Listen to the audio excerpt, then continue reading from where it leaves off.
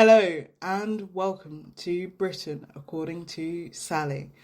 This YouTube channel examines the performance of all previous British Prime Ministers in an effort to rank the best British Prime Minister of all time.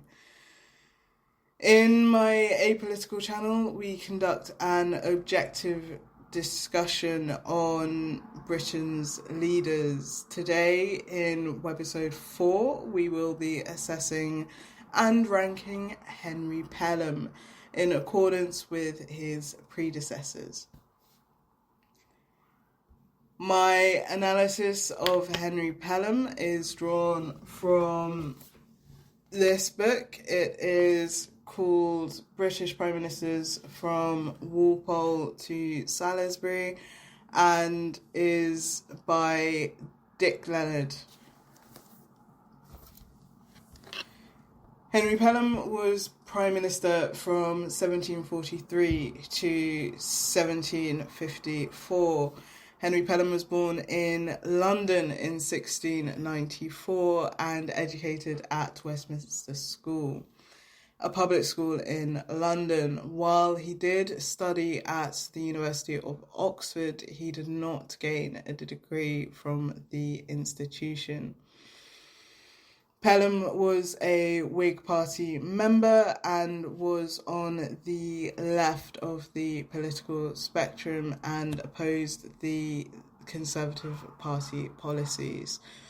Pelham was the relative of a lot of political families, and they primarily had associations to the Whig Party.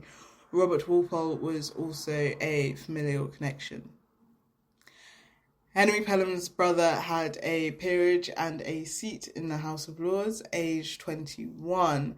Pelham's brother Thomas was a member of the landed gentry and owned a lot of land in over 10 counties in the UK. This made him prominent in the House of Lords, as he could have a say in the dynamics of parliamentary operations and could influence the MPs of those counties. The nepotism kicked in early for Henry Pelham, and his brother's significant influence on the county of Sussex meant that Thomas Pelham ensured his brother became politically influential by encouraging him to run as the MP for Seaford.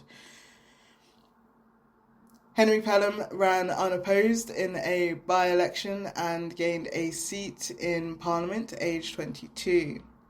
Henry Pelham's meteoric rise to politics was due to his brother's connections in the House of Lords. His brother helped him secure significant offices and proximity to those with significant influence and power in the House of Commons. When Pelham's brother joined the Walpole government in 1717, he appointed Henry Pelham as the treasurer of the chamber, which was the role of a junior minister. As treasurer of the chamber, Pelham worked a lot with Robert Walpole, which gave him tons of experience in the operations of Parliament. Pelham held the post of Chamber of the Treasurer for 3 years before being made Lord of the Treasury in 1721. Pelham was a great administrator, and his oratory skills made him proficient in supporting the government policies of the day and on the floor of the Commons. Pelham was, to some, seen as an outsider in Parliament, as he did not have a peerage. At the time, most ministers were also lords, except for Walpole. This made him a bit of a protege for Walpole, and Pelham and Walpole worked closely together.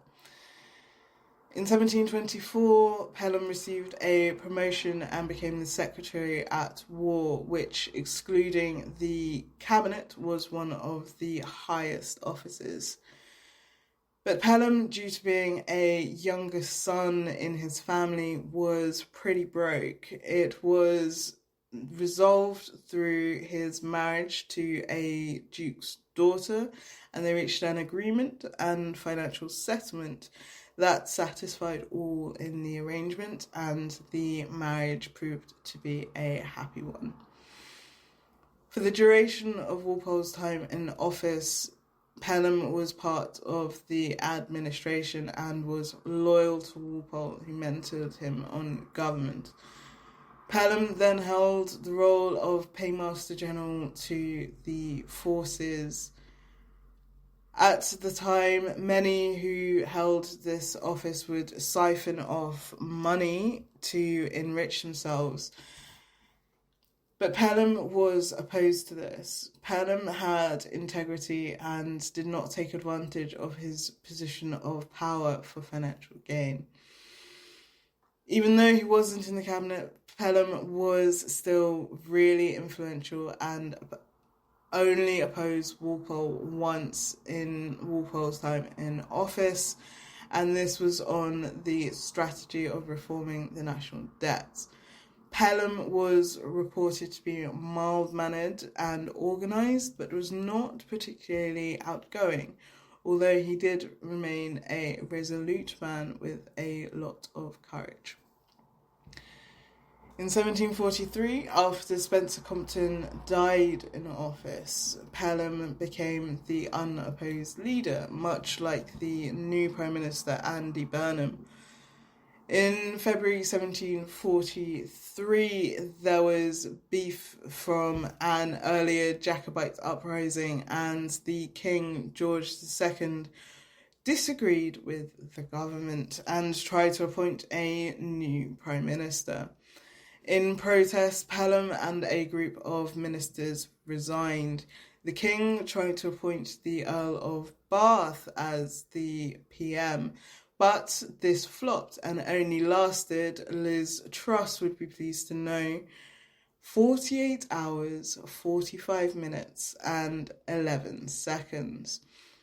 Arguably the most successful government in history, as historians say that the Earl of Bath was the only Prime Minister that left the government in the same state that he found it. Pelham resumed office after those 2 days, and the dispute meant that Pelham grew in character, building a solid support system in the form of cabinet and as well as in the Commons. In June 1747, there was more beef, but from factional infighting in the Commons. Pelham called a snap election, which the opposition was not prepared for, and Pelham increased his majority. So as there were fewer Tories left in the Commons, Pelham was able to govern with ease and maintain relative stability. This was among the population as well as in the Commons, and he was even able to lower taxation. He also managed to reduce the national debt significantly and encouraged relative peace and reduced the size of the army. Alongside populist fiscal reforms, the interest on the national debt also was reduced by Pelham from 4% to 3%, which improved the cost of living. Serving for 10 years, Pelham died in office. Pelham was not radical, but his financial policies were effective, and so was the legislation that he introduced, such as shifting the UK to the Gregorian calendar, and in 1753 he created the British Museum. Pelham was a Prime Minister most notable for his integrity and balanced perspective on governing, and was able to bring about relative peace. He is widely recognised as one of the most influential leaders of the 18th century. And Spencer Compton, who was the second Prime Minister, was in second place, but we have Henry Pelham coming up into second place, and Walpole still maintaining a steady lead. So as it stands, the order of the rankings of the best British Prime Ministers of all time thus far is Walpole in first, Pelham in second, and Compton in third. So there we have it. That concludes Webisode 4. Please like and comment on your perspective on whether you agree, and please hit the notification bell, little Ben, for new webisodes, and subscribe to keep up to date. Thank you for watching, and tune in shortly for more on The Score. This has been Britain, according to Sally.